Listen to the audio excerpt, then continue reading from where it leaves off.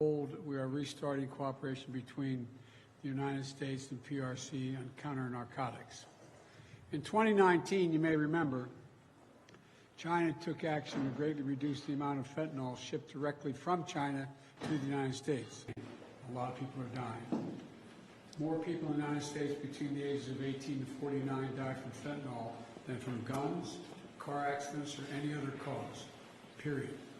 So today, with this new understanding, we're taking action to significantly reduce the flow of precursor chemicals and pill presses from China to the Western Hemisphere. It's going to save lives, and I appreciate President Xi's commitment on this issue. President Xi and I tasked our teams to maintain the policy and law enforcement coordination going forward to make sure it works. I also want to thank the bipartisan congressional delegation to China, led by Leader Schumer, in October, for supporting this effort so strongly. Secondly, and this is critically important, we're reassuming military-to-military contact, direct contacts. As a lot of you press know who follow this, that's been cut off, and it's been worrisome. That's how accidents happen, misunderstandings. So we're back to direct, open, clear, direct communications on a direct basis. Vital miscalculations on either side can cause real trouble with a country like China or any other major country. And so I think we're making real progress there as well. And thirdly, we're going to get our experts together to discuss risk and safety issues associated with artificial intelligence. As many of you have traveled with me around the world, almost everywhere I go, every major leader wants to talk about the impact of artificial intelligence. These are tangible steps in the right direction to determine what's useful and what's not useful, what's dangerous and what's acceptable. Moreover, there are evidence of cases that I've made all along. The United States will continue to compete vigorously with the PRC, but will manage that competition responsibly so it doesn't veer into conflict or accidental conflict. And where it's possible, where our interests coincide, we're going to work together like we did on fentanyl. That's what the world expects of us. The rest of the world expects, not just in people in China and the United States, but the rest of the world expects that of us. And that's what the United States is going to be doing. Today, President Xi and I also exchanged views on a range of regional and global issues, including Russia's refusal and brutal war to stop the war and brutal war of aggression against Ukraine and conflict in Gaza. And as I always do, I raised areas where the United States has concerns about the PRC's actions, including detained and ex-banned U.S. citizens, human rights, and coercive activities in the South China Sea. We discussed all three of those things. I gave them names of individuals that we think are being held, and hopefully we can get them released as well. No agreement on that. No agreement on that. I also stressed the importance of peace and stability in the Taiwan Straits. It's clear that we object to Beijing's non-market economic practices and that disadvantage American businesses and workers, and that we'll continue to address them. And I named what I thought a number of those were. I welcome the positive steps we've taken today, and it's important for the world to see that we're implementing the approach in the best traditions of American diplomacy. We're talking to our competitors, and the key, and just talking, just made blunt with one another, so there's no misunderstanding, as a key element to maintaining global stability and delivering for the American people. And in the months ahead, we're going to continue to preserve and pursue high-level diplomacy at the PRC in both directions to keep the lines of communication open, including between President Xi and me. He and I agreed that each one of us could pick up the phone, call directly, and would be heard immediately. And that's, now I'd like to be able to take some questions, if I may. And I'm told that Dimitri of the Financial Times has the first question. Thank you. And as an Irishman, I apologize for bringing the rain. Well, holy God, I wouldn't have called on you if I'd known that. No, I'm teasing. Go ahead. Fire away, Dimitri. President Biden, given that America is playing a key role in two major global crises, in Ukraine and in Gaza, does that alter your previous commitment to defend Taiwan from any Chinese military action? And did Xi Jinping outline the conditions under which China would attack Taiwan? Look, I reiterated what I've said since I've become president, what every previous president of late has said, that we maintain an agreement that there is a one China policy, and that I'm not going to change that. That's not going to change. And so that's about the extent to which we discussed it. Next question, sorry, was Bloomberg.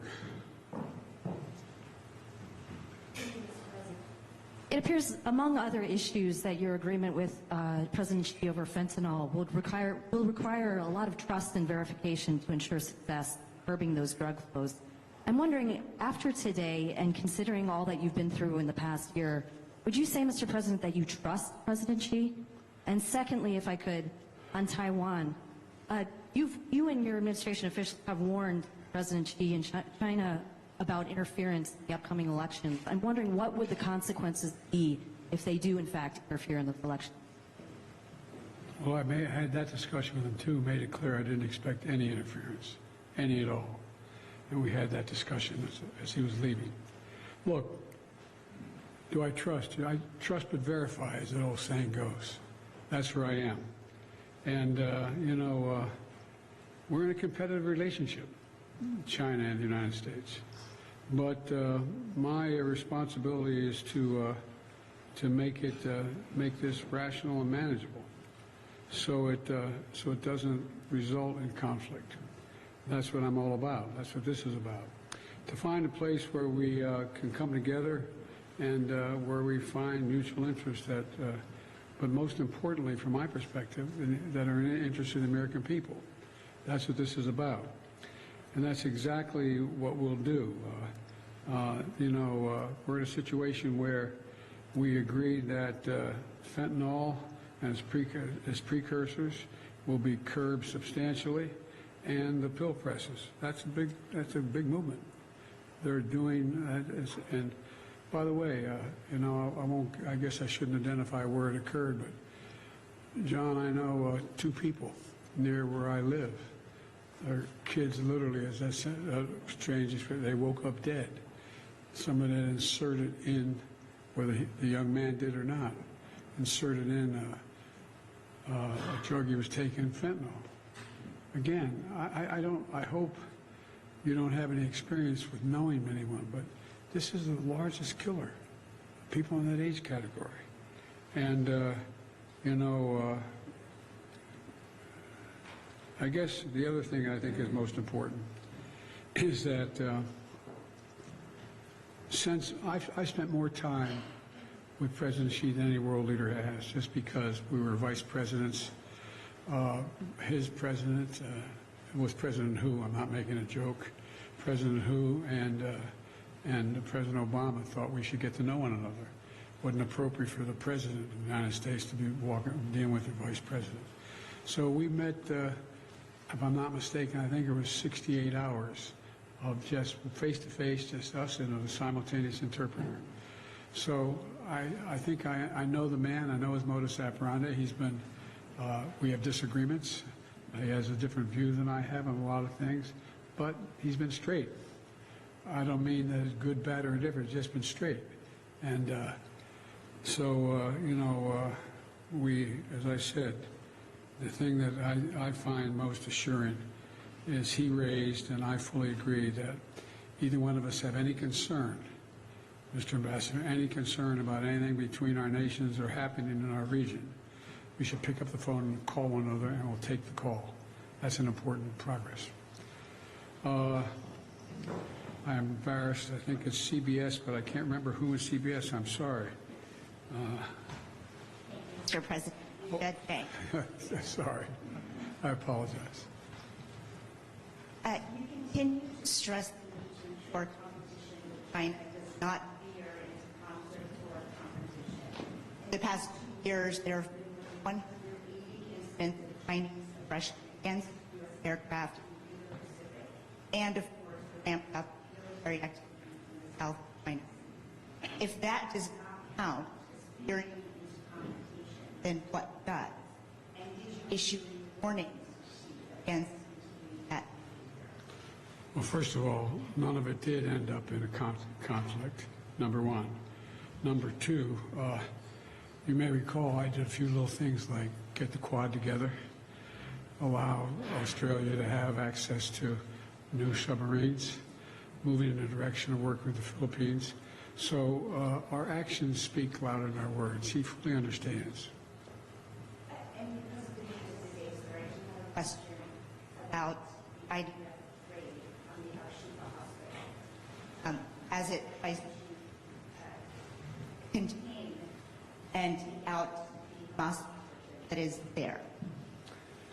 This week we also said that we must protect hospitals.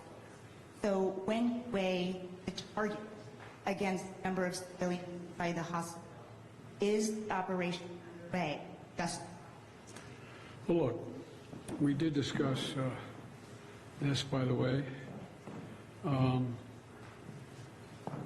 we can't let it get out of control. Here's the situation. You have a circumstance where the first war crime is being committed by Hamas by having their headquarters, their military, hidden under a hospital. And that's a fact. That's what's happened. Israel did not go in with large number of troops, did not raid, did not rush everything down. They've gone in, and they've gone in with their soldiers carrying weapons, their guns. They were told, let me be precise. We've discussed the need for them to be incredibly careful. You have a circumstance where you know there is a fair number of Hamas terrorists. Hamas has already said publicly that they plan on attacking Israel again, like they did before, to everything cutting babies' heads off to burning women and children alive. And so the idea that they're going to just stop and not do anything is not realistic. This is not the carpet bombing. This is a different thing. They're going through these tunnels. They're going in the hospital.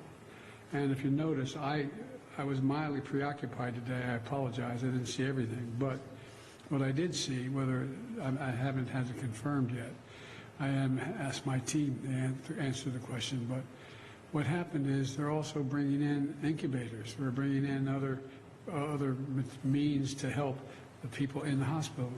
And they've given the doctors and, I'm told, the doctors and nurses and the personnel an opportunity to get out of harm's way. So this is a different story than I believe what was occurring before with indiscriminate bombing. What do you got? Washington Post. I think that's right. Oh, there you are. Sorry, I couldn't see in the light. Mr.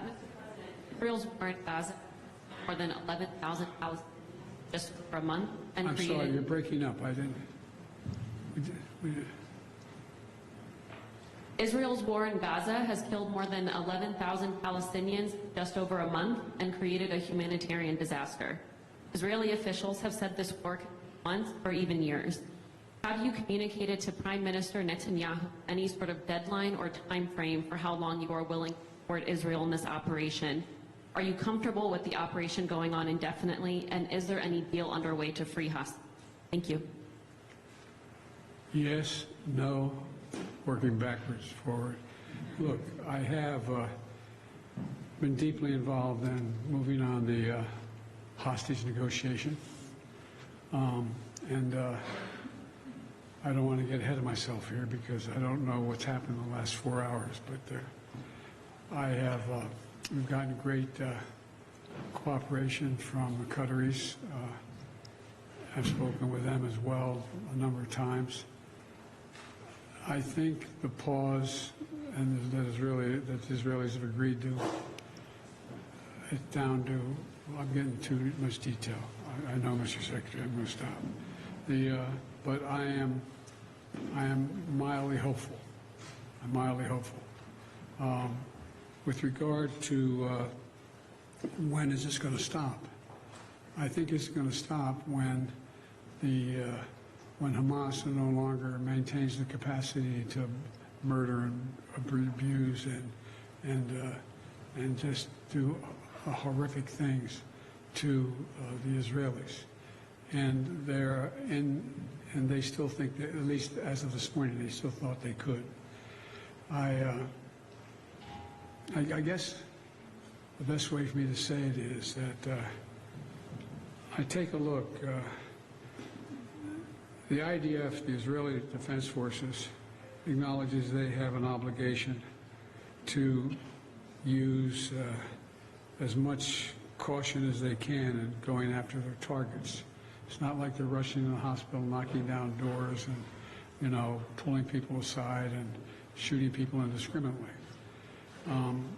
But Hamas, as I said they plan on attacking Israelis again. And this is a terrible dilemma. So what do you do? I think that Israel is also taking risks themselves about their folks being killed one-to-one going through these hospital rooms, hospital halls. But one thing has been established is that Hamas does have headquarters, weapons, materiel below this hospital, and I suspect others. But how long it's going to last, I don't know. Look, I made it clear to the Israelis that to Bibi and to his war cabinet that I think the only ultimate answer here is a two-state solution that's real. We got to get to the point where there is an ability to be able to even talk without worrying about whether or not we're just dealing with, they're dealing with Hamas that's going to engage in the same activities they did over the past, on the 7th. So it's, but I can't tell, I'm not a fortune teller, I can't tell you how long it's going to last. But I can tell you I don't think it ultimately ends until there's a two-state solution. I made it clear to the Israelis I think it's a big mistake for them to think they're going to occupy Gaza and maintain Gaza. I don't think that works. And so I think you're going to see efforts to bring along, well, I shouldn't go into it anymore because that's been things I've been negotiating with Arab countries and others about what the next steps are. But anyway, thank you all very much. Appreciate it very much. Thank you. This ends the press conference.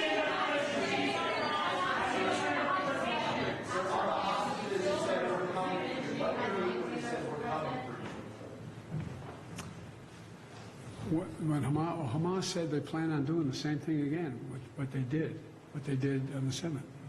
They're going to go in, they want to slaughter Israelis. They want to do it again. They've said it out loud. They're not kidding about it. They're not backing off. And so I just asked a rhetorical question. I wonder what we would do if that were the case. On the hostages, though, you said we're coming for you. What do you mean to the American hostages when you said any sites we're coming for you? What I meant was I'm doing everything in my power to get you out.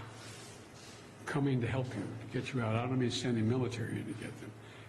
Is that what you thought I might mean? No. I was not talking about the military. I was talking about you're on our mind every single day, 5-6 times a day. I'm working on how I can be helpful in getting the hostages released and have a period of time where there's a pause long enough to let that happen. And there are somewhere between 50 and 100 hostages there, we think. And sir, one's a 3-year-old American child. You're darn right it is. That's why I'm not going to stop till we get her. Can